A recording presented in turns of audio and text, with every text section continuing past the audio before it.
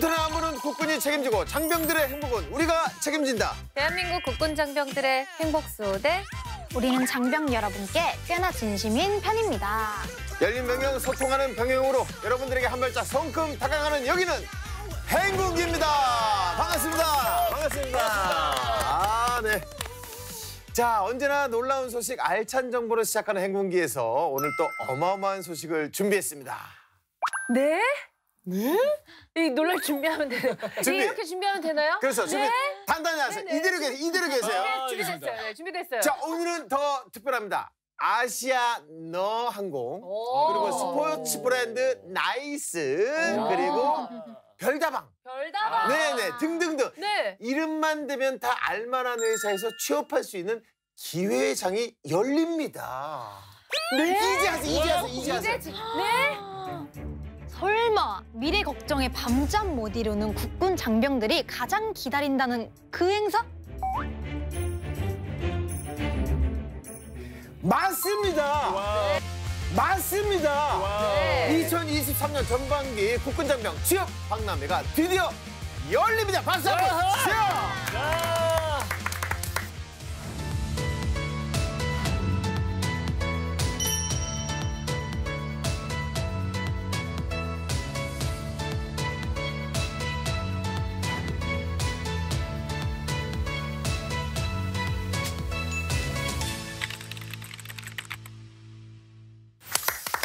사실 우리 국군 장병들, 뭐 저도 그랬습니다만 전역하면 가장 걱정되는 게 취업이잖아요. 그렇지요. 앞으로 인생을 또 어떻게 설계할지, 그리고 머리 싸매고 고민하는 시기도 하고요. 장병들에게 아주 큰 도움이 될 것 같습니다. 그럼요. 국군 장병 취업 박람회에서 제대로 도움받을 수 있습니다. 현장에서 채용 면접도 진행이 되고요. 진로 선택부터 이력서 작성까지 취업에 관한 모든 고민들을 전문가에게 컨설팅 받을 수 있는 기회 역시 주어집니다. 네, 면접만 가면 작아지는 장병들이 있죠. 하지만 걱정하지 마십시오. 미리 면접장의 분위기도 파악하고요. 모의로 면접도 볼 수 있는 VR 면접 체험도 할 수 있고요. 현직자의 멘토링 역시 받아볼 수 있습니다. 우리 국군 장병들을 위해서 아주 하나하나 세심하게 준비가 되어 있네요. 국군 장병이라면 누구나 참여할 수 있는 건가요? 당연하죠. 자, 4월 18일, 19일 이틀간 진행되니까요. 취업을 앞둔 장병들 TV 앞으로, 아니 킨텍스 홀로 모여!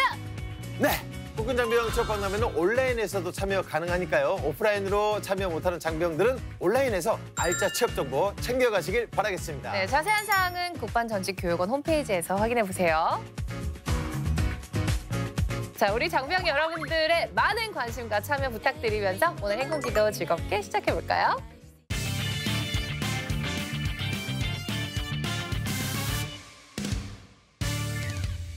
대한민국 국군 장병의 행복 병영 프로젝트 행군기 그 첫 번째 코너입니다. 55만 국군 장병, 275만 예비역들의 리얼 공감 프로젝트 구사군번.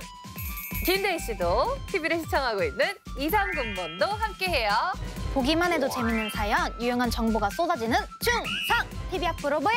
충성TV! 자, 내일은 전국적으로 월요일이 예상되는 가운데 월요병 대치를 위한 특효약을 준비했습니다. 전군 부대자랑! 아니야.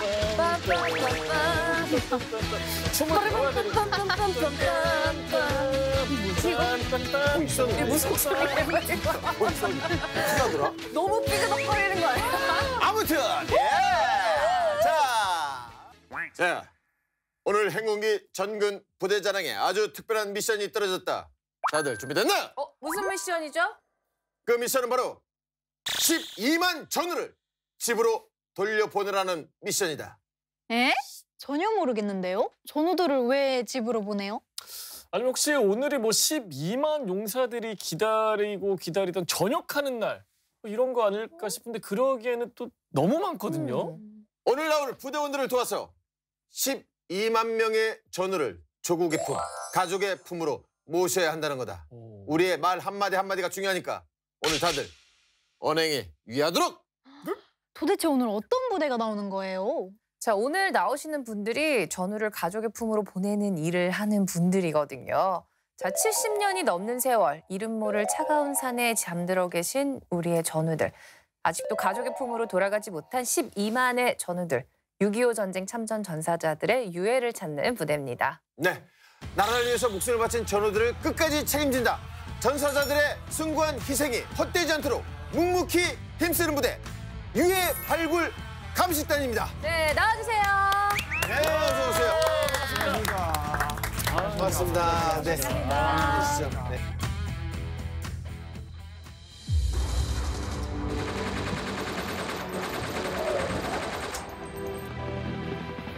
1950년 6월 25일 이 땅은 전쟁의 비극으로 휩싸였습니다.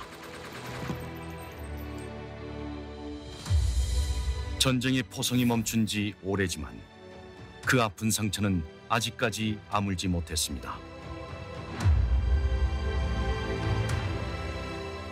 아직 전장에서 돌아오지 못한 12만 후국 영웅들이 가족과 조국의 손길을 애타게 기다리고 있습니다. 그들을 조국의 품으로 국방부 유해발굴 감식단. 안녕하십니까. 유해발굴 감식단 상사 유수은입니다. 유해발굴 전쟁의 아픔을 복원하고 애국의 역사를 기억하는 일입니다. 그 숭고한 임무를 맡은 구교단의 활약 제대로 보여드리겠습니다. 네. 안녕하십니까.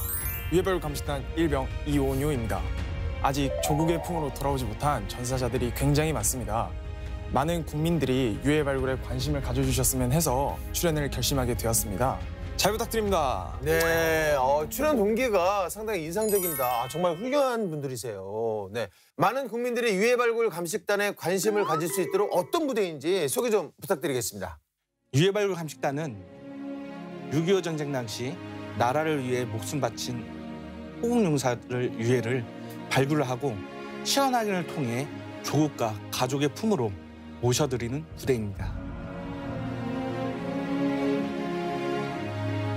사실 저는 이분들의 의상에 그냥 한 방에 압도를 당했는데요. 평상시에도 이런 복장을 입고 다니시는 건가요? 평상시에는 다른 병사들처럼 전투복을 입지만 1년 중 대부분을 산에서 작전 수행하기 때문에 발굴복을 착용합니다. 네. 이 복장은 영현 행사 때 입는 복장이 되겠습니다. 네, 그렇군요.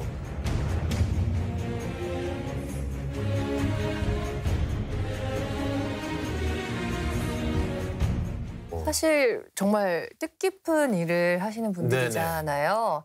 지금도 6.25 전사자 유해를 발굴했다, 신원을 확인했다 이런 뉴스를 보면은 좀 이렇게 가슴 한 구석이 좀 이렇게 찡해지거든요. 그렇죠. 네. 지금까지 찾은 유해가 얼마나 되죠? 유해발굴 감식단이 발굴한 유해는 총 13,121구입니다. 신원 확인을 한 전사자들은 207명인데요. 그리고 아직까지도 12만여 구의 유해가 이 땅 어딘가에 잠들어 있을 것으로 추정됩니다. 발굴한 수에 비해서는 신원 확인된 수가 적네요. 이게 우리 유해발굴 감식단이 더 이 세상에 알려져야 할 이유인 것 같습니다. 오늘 한번 유해발굴 감식단을 제대로 한번 붐업 시켜보자고요. 자, 준비됐죠? 당연하죠. 제가 오늘 유해발굴 감식단을 제대로 파고 또 파왔습니다. 또 제대로 발굴을 해오셨군요, 우리 채연 씨가. 자, 그럼 유해발굴 감식단 부대 속에서 만나볼게요.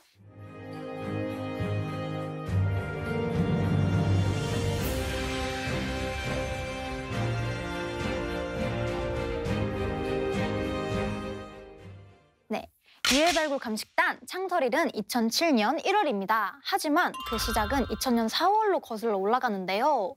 당시 6.25 전쟁 50주년 기념 사업의 일환으로 유해발굴 사업이 시작됐다고 해요. 그러니까 유해발굴 사업으로 시작됐다가 정식으로 부대까지 창설이 된 거네요.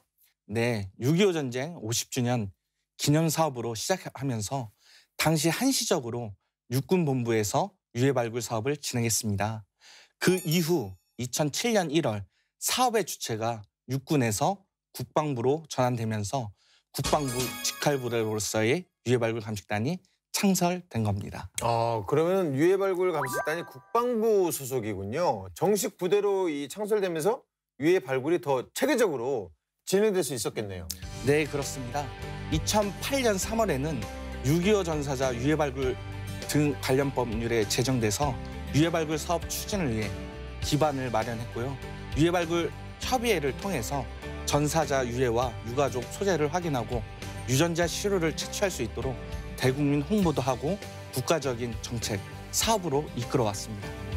이 현재는 국가를 위해 희생한 분들을 국가가 끝까지 책임진다라는 일념으로 10만여 명의 장병들이 사명감과 책임감을 다하고 있습니다. 네, 국가가 끝까지 책임진다는 말이 가슴에 와닿습니다. 네. 자, 부대 속에서 계속해서 살펴볼까요? 네, 유해 발굴 감식단은 현재 서울특별시 동작구 현충로 250 국립서울현충원에 위치하고 있는데요. 단어는 그들을 조국의 품으로입니다. 단 한 줄로 마음을 울리는 것 같은데 조국의 품, 가족의 품으로 모시겠다는 의지가 담겨 있는 것 같거든요. 네, 나라를 위해 헌신한 호국용사, 마지막 한 분까지 조국과 가족의 품으로 모시겠다는 결연한 의지의 표현입니다. 네, 부대 마크에도 그 결연한 의지가 담겨 있습니다. 어떤 의미인지 짐작이 가시나요? 정확한 의미는 모르겠지만 이 태극 문양에서 국가의 어떤 강한 의지가 느껴지는데요.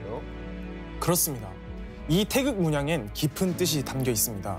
아직도 전쟁터에 남겨져 돌아오지 못한 전사자의 영혼을 상징하는데요.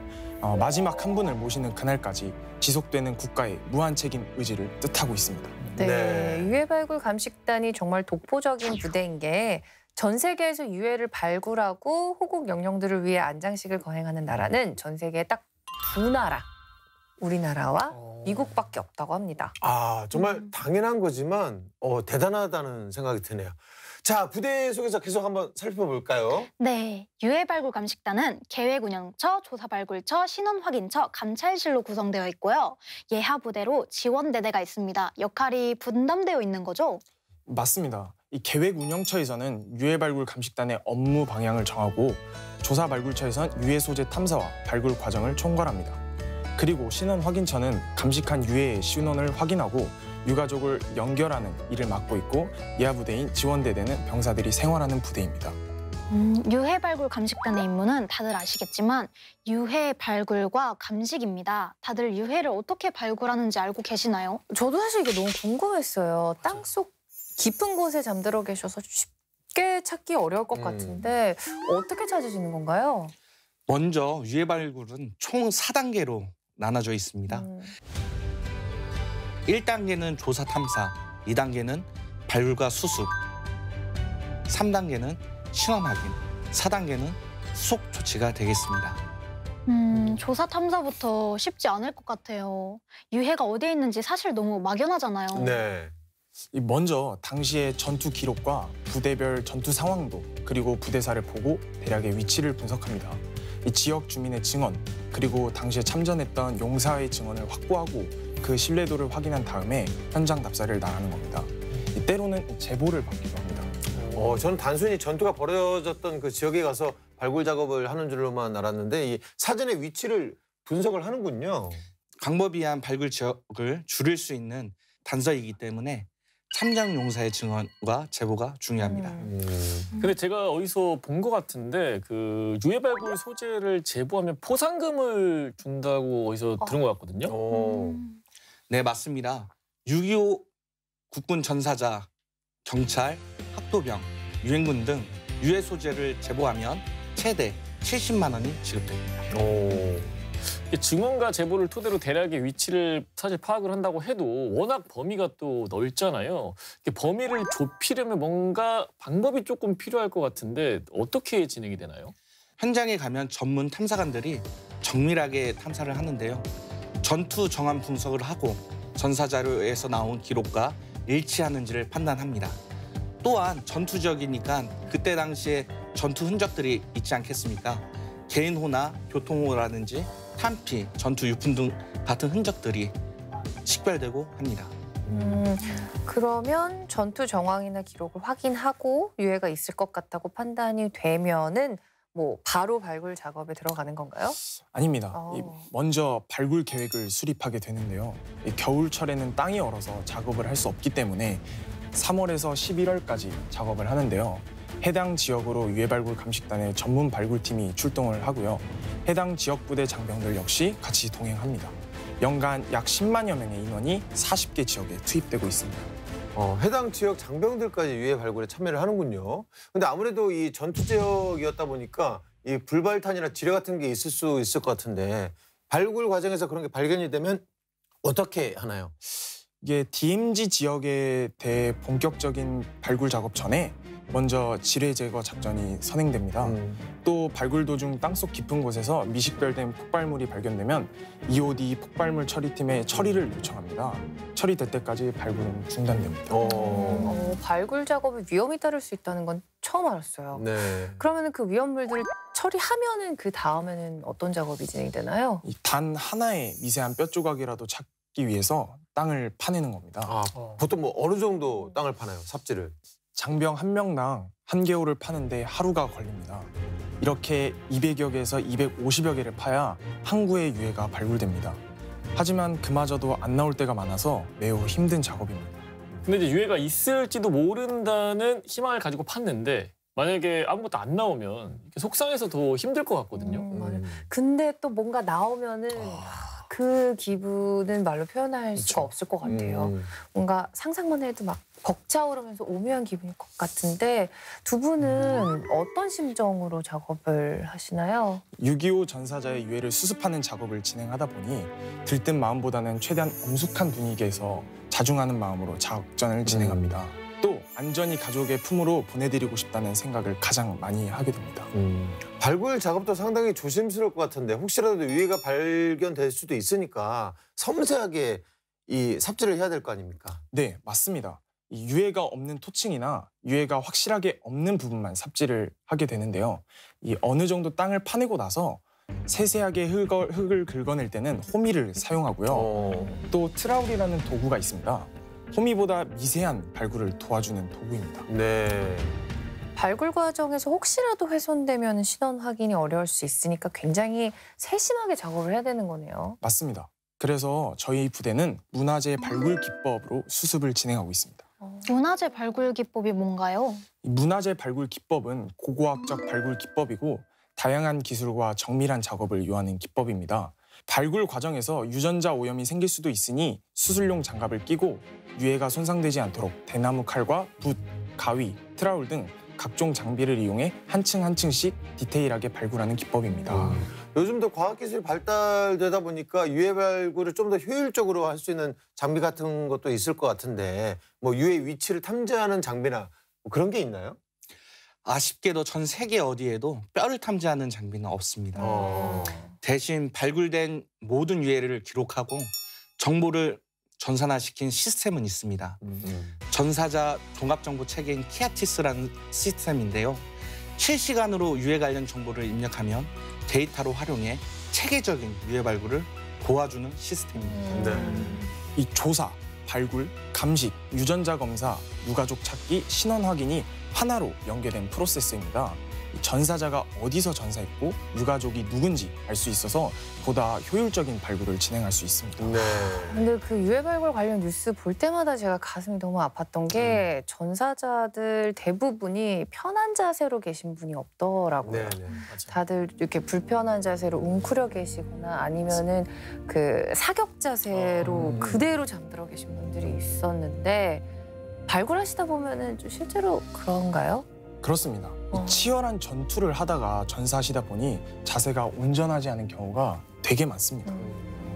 그럼 이렇게 유해를 수습하는 데는 한 어느 정도의 시간이 걸릴까요? 사항마다 다릅니다.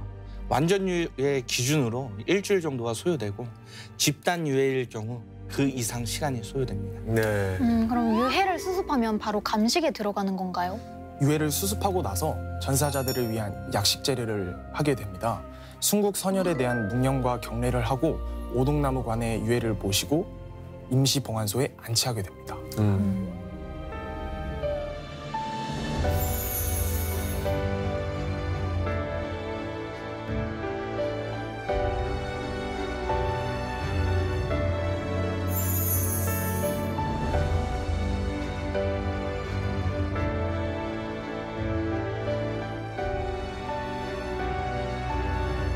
후공명령에 일하여 경계!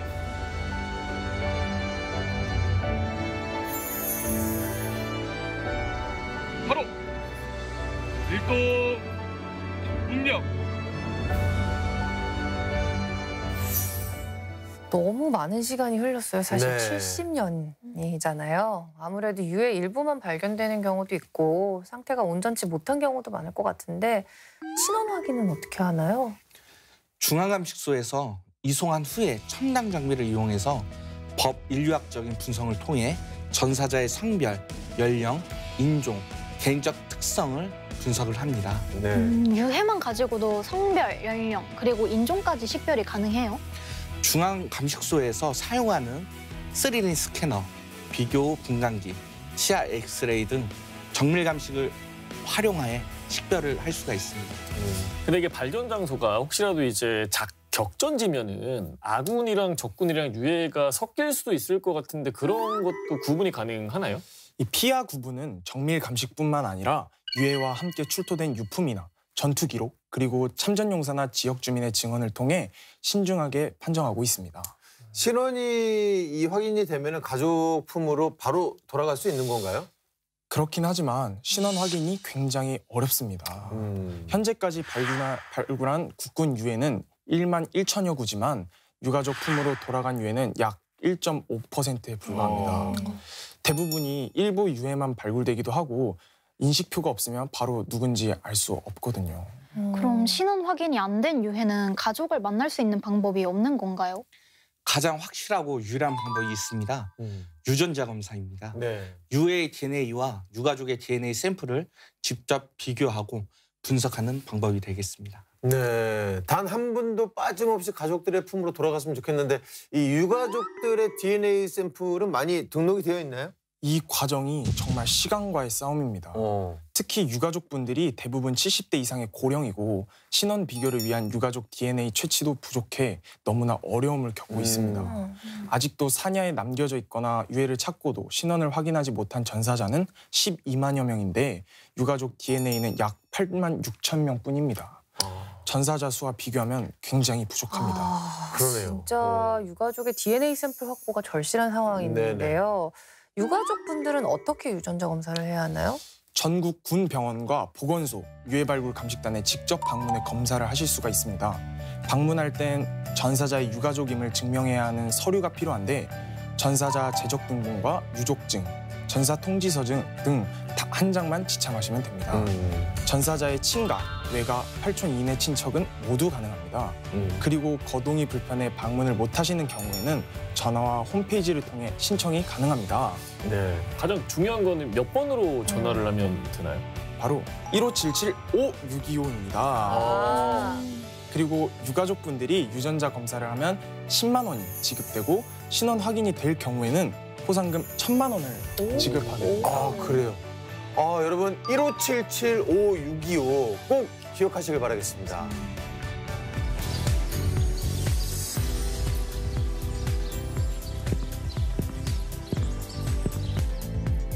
할머니, 먼저 전사자 카드의 각 항목을 아시는 대로 정확히 작성해 주세요.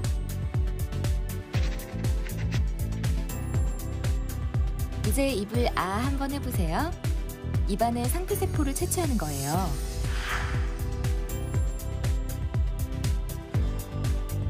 다 끝났어요. 간단하죠? 이제 저희가 할머니의 유전자 시료를 제출하신 서류와 같이 국방부 유해발굴 감식단으로 잘 전달할게요. 참!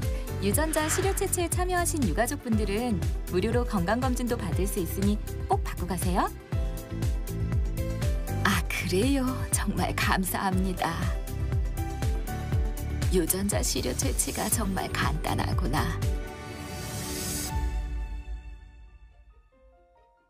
그런데 혹시나 만약에 유가족을 찾지 못하면 어떻게 되는 건가요? 신원이 확인이 안 된 전사자는 1년에 한 번 합동봉환식을 하고 있습니다. 확인이 될 때까지 중앙감식소에서 일정 기간 보관이 됩니다. 그리고 신원이 확인된 유해는 대전 현충원에 안장이 되는데요. 6.25 전사자 합동 안장식을 연 2회 실시하고 있습니다. 네.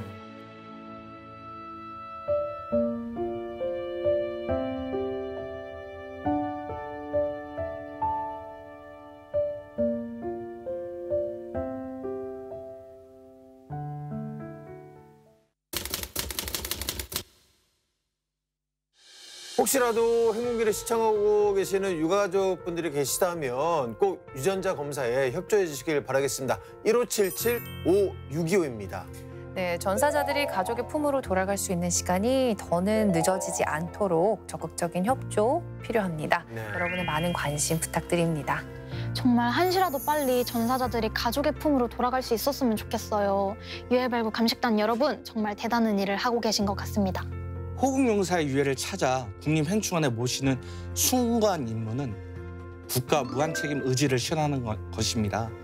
전사자들의 넋을 위로하고 명예를 고취시키는 건 당연한 일입니다.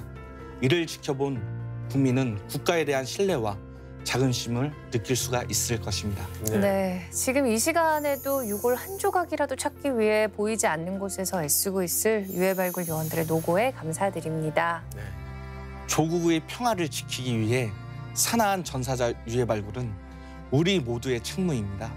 앞으로 유해발굴 감식단은 강한 자긍심과 소명의식 아래 유해발굴, 유가족 유전자 시료 확보, 신원 확인 등 모든 역량을 집중할 것입니다. 네, 앞으로도 잘 부탁드리겠습니다. 자, 오늘 유해발굴 감식단은 여기까지인데요. 다음 주에 더욱더 알찬 이야기로 돌아오겠습니다. 네, 다음 주 일요일 저녁 8시 TV 앞으로 모였!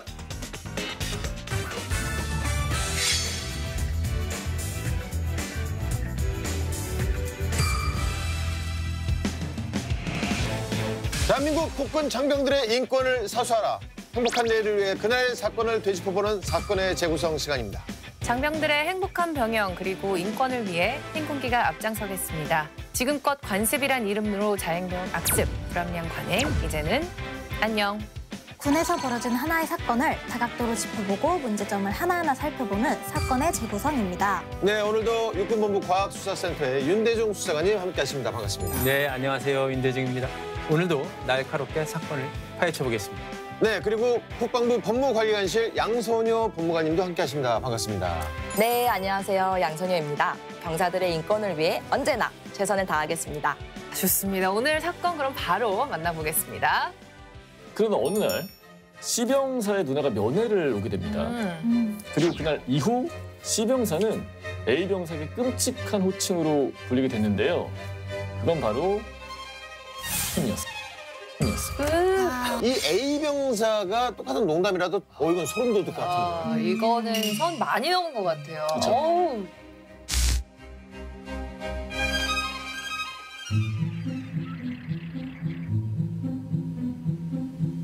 모두가 잠든 깊은 밤 생활관에선 드르렁 드르렁 하는 소리와 병사들의 숨소리만이 가득했습니다. 그런데 이때 어디선가 누군가의 날선 목소리가 들려오는데요. 한밤중에 무슨 일인지. 야, 너 똑바로 안 해? 목소리의 주인공은 A병사. 그 앞에는 땀을 뻘뻘 흘리며 얼차려를 받고 있던 B병사가 있었습니다. 이게 어떤 상황인지 혹시 짐작이 가시나요? 글쎄요, 짐작컨대 야간 근무를 서다가 B병사가 뭔가 실수를 한 것 같고 그래서 화가 난 거 아닐까요? 그래도 얼차려는 안 되는 것 같은데. 네. A병사의 분노는 쉽게 가라앉지 않은 것 같았습니다. 갈수록 언성이 높아졌고 결국 부대를 순찰 중이던 당직 사관의 눈에 띄고 맙니다. 그래도 다행이네요. 그 당직 사관은 A병사와 B병사를 각각 사무실로 불렀어요.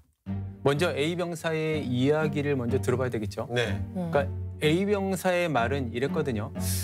B병사가 요 며칠 태도가 불량했습니다. 선임으로서 이를 바로잡고다 지적했지 말입니다. 이렇게 이해가 가시나요? 네, 아까도 말씀드렸지만 아무리 태도가 불량하고 문제가 있어도 한밤중에 얼차려는 좀 그렇지 않나. 그러니까 당직 사관도 똑같은 네. 생각을 했어요. 그래서 곧이어 B병사에게 자초지종을 이제 물어봤죠.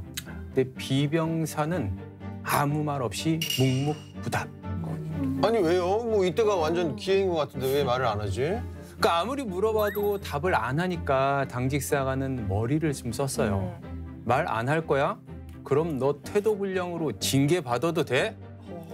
그제서야 B병사가 입을 열기 시작했죠.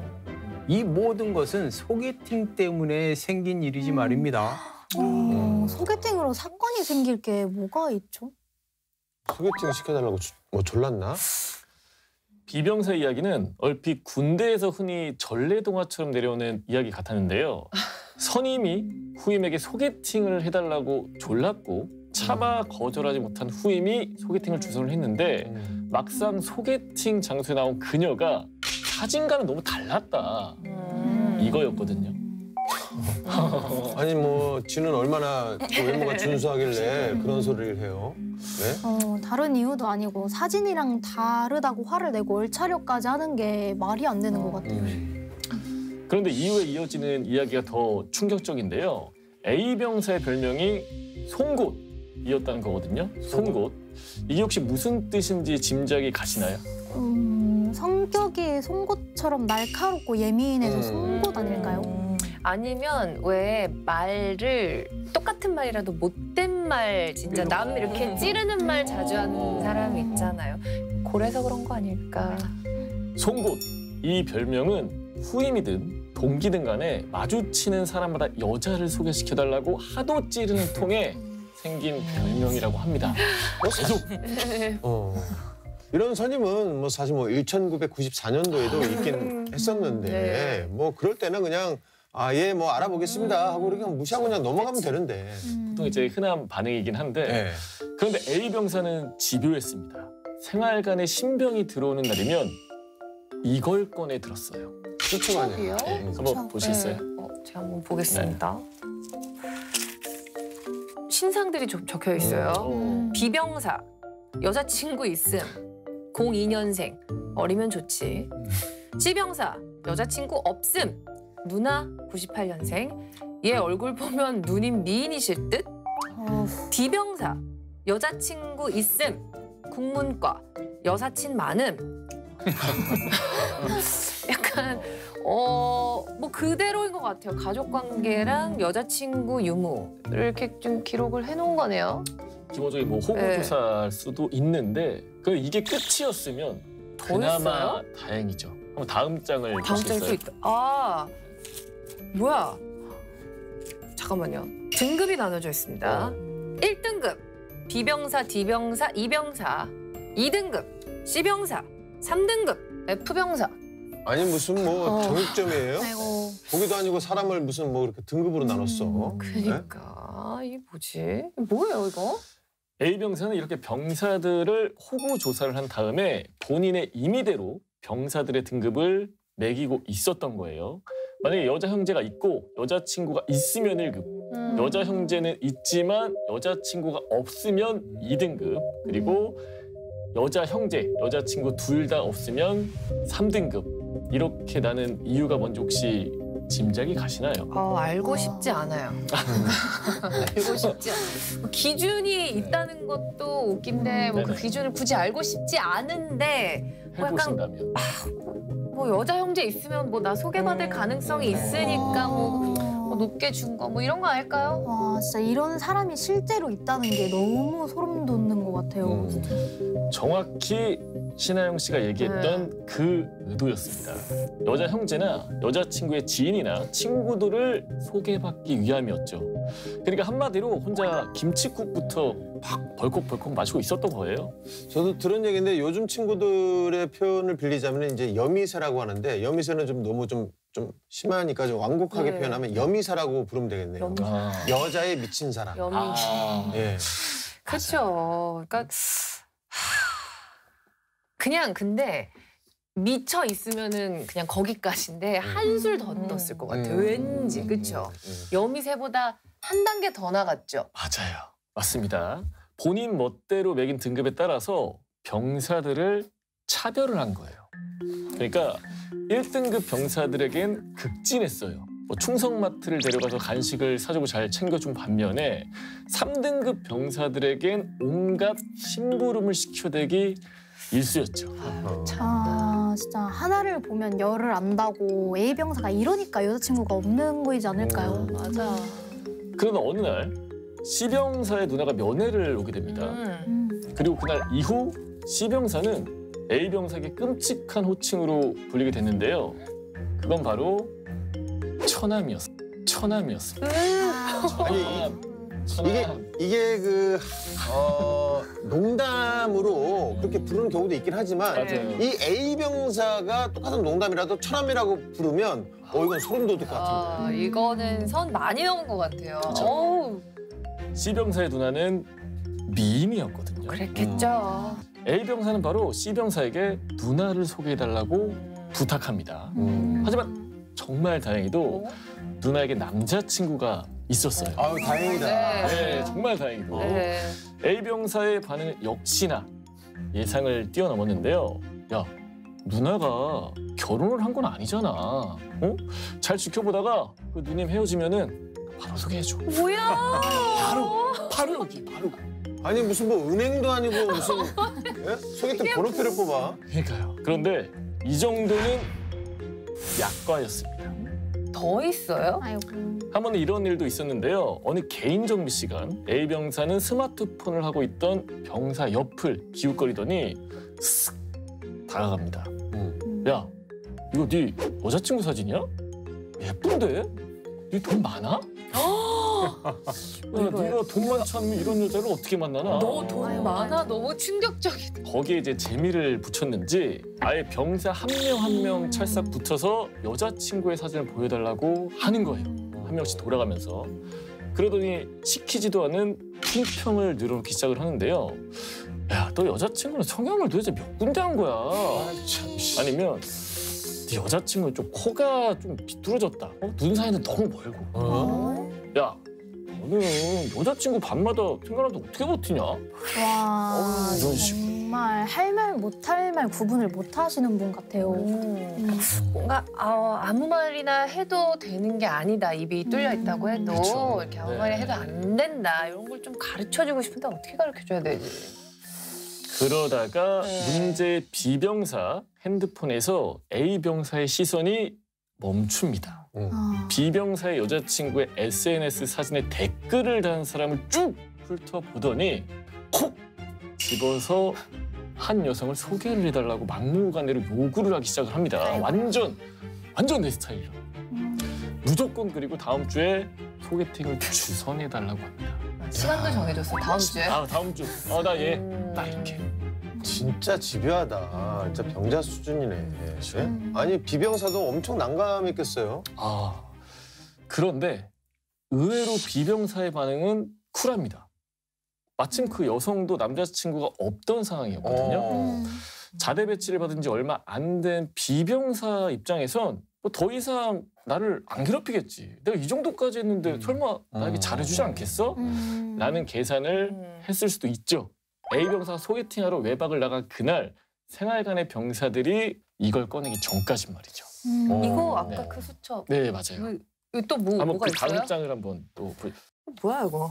C병사 김땡땡 김땡땡 이땡땡 박땡땡 D병사 이땡땡 최땡땡 뭐 이름인 거죠 이거는. 네네. E병사 강땡땡 박땡땡 F병사는 윤땡땡 홍땡땡 운땡땡. 이게 무슨 이름인 거죠 이게?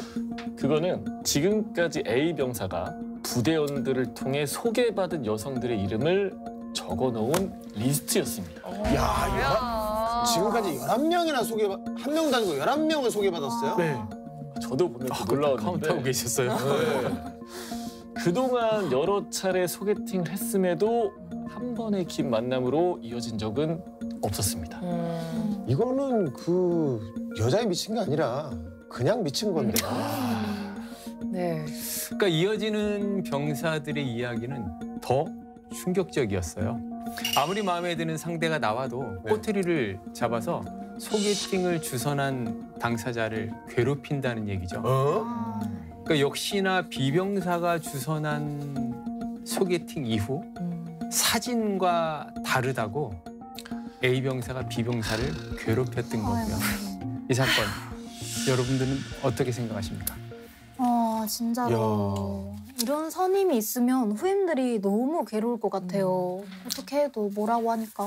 아니 그러면 이게 그 목적이 소개팅이 아니네요. 아무리 마음에 드는 이성이 나와도 꼬투리를 잡아서 괴롭힌 거 보면 소개팅이 목적이 아니라 후임들을 괴롭히는 게 최종 목적이었던 거잖아요. 보이시죠? 사이코네.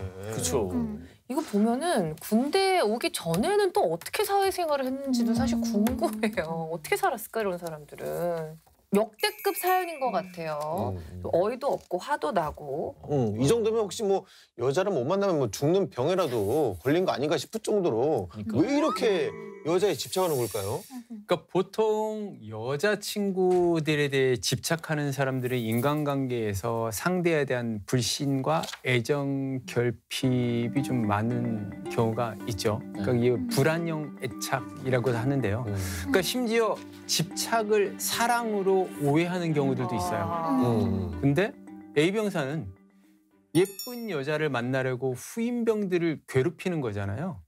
하지만 사실 이 예쁘다는 것도 어떻게 보면 상당히 주관적인 그렇죠. 판단이고요. 그러니까 절대적인 기준은 없는 거잖아요. 그러니까 이건 단순히 후임병들을 괴롭히려고 자기가 설정한 기준인 거예요. 그래서 거기에서 괴롭히면서 어떤 희열을 느끼려고 하는 거죠. 그러니까 병영 생활에서 이런 암적인 존재는 강력하게 처벌받아야 된다고 생각합니다. 진짜. 이제 막 전입원 이등병은 더 괴로웠겠죠. 부대 적응도 지금 가뜩이나 안 돼 있는 상태에서 이런 늑대 같은 선임이 늑달같이 달라들으면 얼마나 그 고충이 심하겠어요. 이런 선임들에게 불이익을 받거나 괴롭힘을 당한다면 고민하지 말고 바로 신고하는 것이 정답입니다. 네네. 근데 이게 이런 게 이제 신고가 되는지가 좀 궁금한 게 선임이 내 여동생이나 누나를 소개해달라고 끈질기게 이제 요구하는 게 사실 좀 애매한 것 같기는 하거든요. 이게 신고가 가능한 건가요? 네, 가능합니다. 이렇게 선임이 지속해서 여동생이나 자신의 누나를 소개해달라고 요구하는 과정에서 만약 폭행이나 협박의 수단이 동원되었고 후임으로서는 겁을 먹어 어쩔 수 없이 소개를 해주게 될 경우에는 형법상 강요죄가 문제될 수 있습니다. 그리고 형사처벌에까지는 이르지 않더라도 자신의 직위를 이용해서 끊임없이 후임으로 하여금 여동생이나 누나 소개라는 직무와 전혀 관련 없는 일을 하게 할 경우에는 이른바 갑질 행위로 인한 징계 처분을 받을 수도 있습니다. 저는 개인적으로 그 A병사의 얼굴을 한번 보고 싶어요. 그러니까 낯짝이 얼마나 두꺼운지 줄자로 한번 재보고 싶어요. 네? 아니 C병사 누나가 남자친구 있다고 하니까 기다리겠다는도 말도 안 되는 그런 소리를 하잖아요. 이게 무슨 근거 없는 자신감이야. 진짜 얼굴을 보고 싶네. 그러니까요. 그러니까 사람 관계에서 남녀 관계에서 우리가 흔히들 하는 이야기가 골키퍼 있으면 골 안 들어가냐? 뭐 이런 얘기 하는 경우들 있잖아요. 이게 그릇된 편견으로 가득 찬 자신감의 표현이거든요. 말 그대로 근거 없는 자신감이에요. 이렇게 상대방의 의사에 반해서 이런 행동을 한다면 스토킹 처벌법에 의해서 처벌을 받을 수도 있어요. 생활관 병사들의 여자친구 사진을 보면서도 외모 평가를 또 많이 했잖아요. 선 넘은 발언도 굉장히 좀 많이 했고 저는 근데 사실 이때 신고를 했어야 된다고 생각을 하거든요. 명백히 문제가 될 수 있는 발언이잖아요. 네, 맞습니다. A병사가 다른 사람의 외모를 평가하고 또 심지어는 성적인 불쾌감을 주는 발언까지 한 것은 자신의 직위를 이용해서 개인의 인격을 모독하는 비인간적인 말로 볼 수 있고요. 결국 상대방의 자존심을 무너뜨리는 행위라고 보아서 품위유지 의무 위반, 언어폭력으로 당연히 처벌받을 수 있는 행위입니다. 근데 좀 의아한 게 왜 나머지 병사들은 가만히 듣고만 있었을까요? 뭐라도 행동을 했어야 하는 게 아닐까 싶은데. 그 상황에서 병사들은 엄청난 갈등을 했겠죠. 그러니까 신고를 해야 하나? 아니면 그냥 여자친구 소개시켜주고 끝낼까? 뭐 이런 여러 가지 갈등을 했을 거예요. 그러다 이제 선택을 했겠죠. 앞으로 남은 군 생활과 병영 생활 내에 어떤 분위기가 나 때문에 망치지는 않을까? 또 다른 전우들의 처지를 이렇게 고려해 보면 내가 조금 희생하는 게 좋지 않을까? 그러니까 불쾌하지만 표현을 못한 게 아니라 하지 않은 것으로 판단이 되고요. 네, 그렇군요. 자, 사건을 좀 더 다양한 각도에서 살펴보기 위해서 준비한 작은 코너 사건인 사건입니다. 만나보시죠. 이번 사건은 이성과 관련된 사건입니다. 나 병사는 최근 선임인 가 병사에게 시달리고 있었는데요. 아이러니하게도 이러한 과정에서 어떠한 물리적인 폭력이나 폭언도 없었습니다. 물리적인 폭력과 폭언이 없는데 시달리고 있는 게 이게 가능한 일인가요? 그렇습니다. 바로 이 집요한 괴롭힘이 SNS라는 수단을 통해서 이루어지고 있었기 때문입니다. 당시 나병사의 SNS 계정은 비공개 상태였는데요. 이를 굉장히 못마땅하게 여긴 가병사가 나병사에게 끊임없이 팔로우를 신청했던 거였습니다. 팔로우 다들 아시잖아요. 네, 그렇죠. 근데 SNS가 공개를 해놓은 사람이 있고 비공개를 맞아요. 해놓은 사람이 있는데 비공개를 한 사람한테 굳이? 진짜 비공개를 해놓은 게 친한 친구들끼리만 공유하고 싶은 게 있어서 그렇게 한 거일 텐데. 맞습니다. 그런데 가병사가 이렇게 나병사에게 집요하게 팔로우를 신청했던 이유는 사실 명확했어요. 바로 미인이라고 소문났던 나병사 여자친구의 얼굴을 한번 확인하고 싶었다. 이런 이유였었는데요. 지가 왜 확인을 해요? 맞습니다. 뭐가 궁금해요? 이렇게 계속 끈질긴 팔로우 신청을 해서 어쩔 수 없이 나병사는 결국 가병사의 팔로우 요청을 받아주고요. 말았습니다. 의도가 너무 불순한데요. 맞습니다. 이렇게 소위 소기의 목적을 달성한 가병사는 나병사 여자친구의 계정까지 탐색해서 알아냈고요. 본격적으로 접근을 하기 시작했는데요. 본인을 나는 나병사의 직속 선임이다 라고 소개하면서 갑자기 나병사가 사실 요즘 다른 여자와 연락을 하는 것 같다. 여자친구에게는 알려줘야 될 것 같아서 특별히 DM을 보낸다 라며 팔로우 요청을 한 것이었습니다. 그러니까 거짓말을? 그렇죠. 굳이? 네. 또 굳이?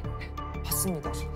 그래서 나병사의 여자친구도 사실은 이러한 것들을 보면서 처음 몇 번은 무시를 했어요. 그렇지만 가병사는 끈질기게 우리 좀 친하게 지내자. 면회 오면 나한테 연락을 줘. 라는 식으로 일방적으로 계속 메시지를 보낸 것이었습니다. 너무 이상해. 근데 나병사는 가만히 있었나요? 진짜 이 사실을 알았으면 엄청 화가 났을 것 같은데. 네, 처음에는 당연히 잘 몰랐겠죠. 하지만 결국에 여자친구로부터 가병사에 관한 얘기를 들은 나병사는 너무 화가 나서 이 사실을 간부에게 보고하게 됐습니다. 잘했네요. 예, 보고해야죠. 그래서 이 사건은 어떻게 됐나요? 결국 가병사의 행위는 허위사실 유포라는 이유로 형법 제307조 제2항의 허위사실 적시 명예훼손에 해당하는 굉장히 부적절한 행위입니다. 또한 품위 유지 의무 위반이라는 징계 사유에도 해당해서요. 결국에 이 친구는 형사처벌과 더불어 징계 처분도 받게 되었습니다. 그렇군요. 네. 근데 SNS는 사실 아까도 말했다시피 굉장히 사적인 공간이잖아요. 그러니까 비공개로 해놨으면 그걸 서로 부부 사이에도 공개를 안 하는 경우도 많다고 들었거든요. 네, 나만의 공간이니까. 근데 굳이 비공개로 해낸 계정을 찾아서 계속 집요하게 팔로우를 요청을 했고 또 거기서도 여자친구를 찾아내서 굳이 거짓말을 해가지고 메시지를 보냈다고 하면은 이거는 진짜 뭐 당하는 사람 입장에서 뭐 너무 짜증날 것 같아요, 진짜. 지금 이게 병영 생활에서 일어나는 신종갑질, 선임병이라는 이유로 그 권위를 이용해서 팔로우를 시도했잖아요. 이런 행위가 계속된다면 아마 이 친구는 성격장애 진단을 받을 수도 있을 것 같아요. 너무 심하다. 근데 선임이라는 이유로 비공개 계정에 팔로우를 요청하고 그걸 또 승낙해달라고 강요를 하는 건 인권 침해인가요? 네, 물론입니다. 나병사가 전혀 원하지 않음에도 계속 SNS 팔로우를 받아달라고 강요하는 것은 우리 헌법에서 보호하고 있는 일반적 행동 자유권을 침해하는 행위에 해당합니다. 보통 일반적 행동 자유권이라 함은 우리가 행복을 추구하기 위해서 자유롭게 행동할 수 있는 권리를 의미하는데요. 이는 어떤 행위든지 자유롭게 할 수 있다는 적극적인 측면과 또 내가 원하지 않은 행위를 하지 않을 수 있는 소위 소극적인 의미까지도 포함하고 있습니다. 따라서 내가 팔로우를 받고 싶지 않음에도 불구하고 이를 계속 지속적으로 강요하는 것은 사실 헌법상의 일반적 행동 자유권을 침해해서 나병사의 인권을 침해하는 부적절한 행위가 맞습니다. 팔로우 요청한 것도 문제인데 거짓말까지 하고 뭐 친하게 지내자고 접근까지 하고 말이죠.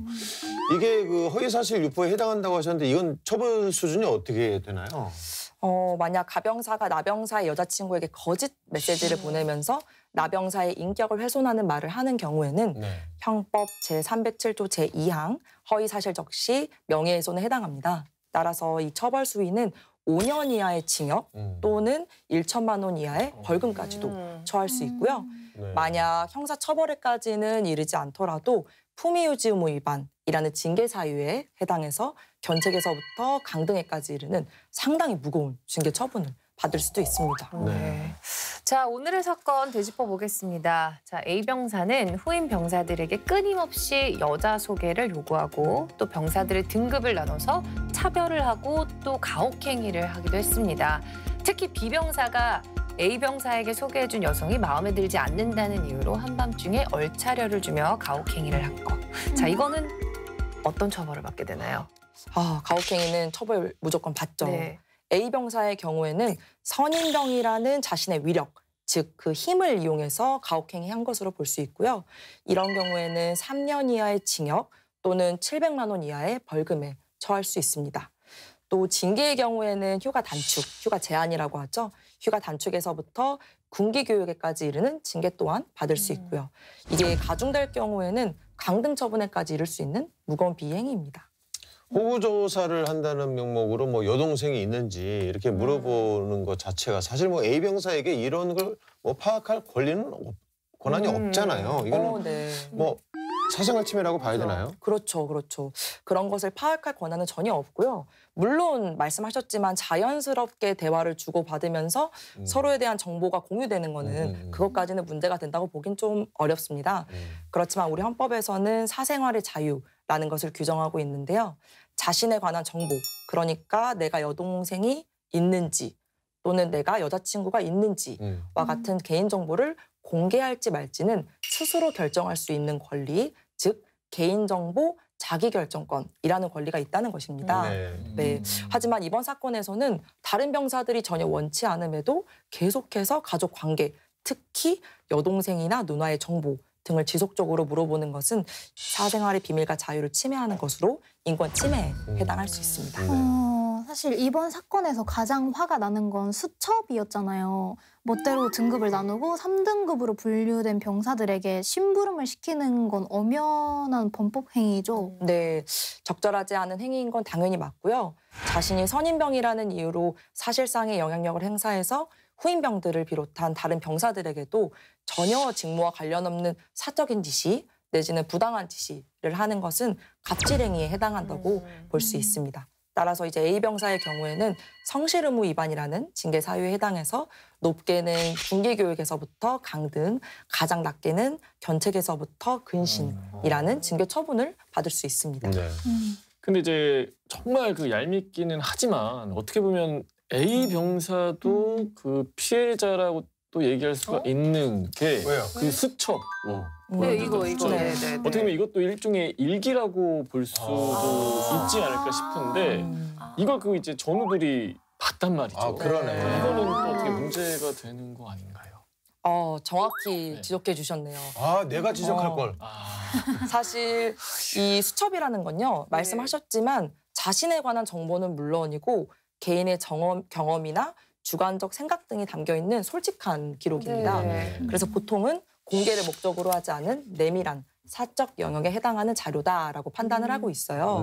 따라서 이러한 수첩을 물론 좋은 목적이지만 개인의 동의를 없이 함부로 열람하거나 공개하게끔 지시하는 것은 사생활의 비밀과 자유를 침해할 수 있는 인권 침해 행위이긴 합니다. 그렇군요. 조심해야겠네요. 네. 근데 알고 보니까 A 병사가 그 소개팅하는 수가 어마어마했잖아요. 소개해주는 후임들 입장에서 이게 마냥 좋지만은 않았을 것 같은데 이건 어때요? 소개팅을 이렇게 강요하는 것도 처벌받을 수 있나요? 조금 판단의 영역이 필요하긴 한데요. 그 과정에서 혹시나 협박이나 폭행이 들어갔다라고 하면은 형법상 강요죄가 문제될 수 있습니다. 이 강요죄라 하면 폭행 또는 협박으로 의무 없는 일을 하게 한 자를 처벌하는 규정인데요. 따라서 병사들이 A 병사에게 어떤 폭력이나 협박으로 인해서 소개를 해줄 수밖에 없는 상황이었다라고 한다면 이는 형법상 강요죄에 해당해서 5년 이하의 징역 또는 3천만 원 이하의 벌금에 처할 수는 있습니다. 네. 자, 후임들에게 여자친구 소개를 집요하게 강요하는 행위는 이제는 정말 없어져야 될 악습입니다. 여자친구 소개 받으려다가 자칫 징계위원회를 소개받을 수 있다는 사실 꼭 기억하시기 바라겠습니다. 네. 국군 장병 여러분들의 소중한 인권을 지키기 위해서 국방 헬프콜 1303번이 24시간 365일 열려 있습니다. 여러분의 인권이 침해당했을 때는 언제든지 도움을 요청하시길 바랍니다. 자, 오늘 사건의 재구성은 여기서 마무리하도록 하겠습니다. 모두가 웃을 수 있는 군대가 되는 그날까지 아름다운 병역 문화를 만들어가는 행군기가 함께합니다. 다음 주도 많은 기대 부탁드립니다. 차렷 경례 해군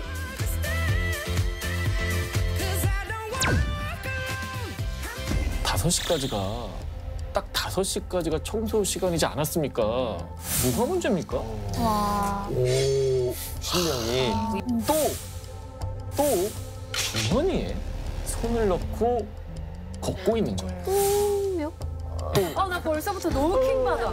9번 줄을 착용하고 있지 않았던 거예요. 점호 시간에 이게 사실이라면 이건 좀 충격적인데요. 자 여러분 기억하십니까? 1577 562요! 전우들의 유해가 가족품에 안기는 그날까지 이들의 구슬땀 마르지 않는다. 전쟁의 아픔을 복원하는 영웅들, 유해발굴 감식단 전우들과 함께합니다. 네, 이렇게 유해 발굴단이 발굴해낸 이름 모를 누군가의 뾰조각인데요. 그 안엔 저마다의 사연이 담겨 있다고 합니다. 그래서 오늘 특별한 시간을 준비해봤습니다.